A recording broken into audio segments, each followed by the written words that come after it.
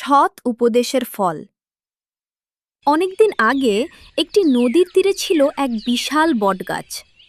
সেই গাছের ডালে ডালে অনেক পাখি নিজেদের ছোট ছোট বাসা বানিয়ে সুখে শান্তিতে বসবাস করত। তাদের জীবন ছিল আনন্দে ভরা। একদিন হঠাৎ আকাশে ঘন কালো মেঘ জমল।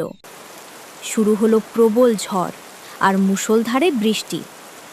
সেই সময় কয়েকটি বানর ভিজে একাকার হয়ে বটগাছের নিচে এসে আশ্রয় নিল। সেই বানরদের দেখে পাখিদের মনে বড়ই দুঃখ হলো। তারা বানরদের ডেকে বলল, ভাই বানররা, তোমরা যদি একটু কষ্ট করে বাসা বানাতে শিখতে তাহলে আজ এভাবে ভিজতে হতো না। দেখো, আমরা ছোট পাখি হয়েও নিজেরা বাসা বানিয়েছি। তোমরাও একটা আশ্রয় তৈরি করতে পারো। পাখিদের ভালো কথা শুনে বানররা খুশি না হয়ে রেগে গেল।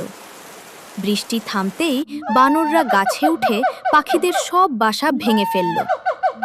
অনেক দিনের পরিশ্রমে গড়া বাসাগুলো মুহূর্তের মধ্যেই ধ্বংস হয়ে গেল। পাখিরা গভীর দুঃখে ভেঙে পড়ল।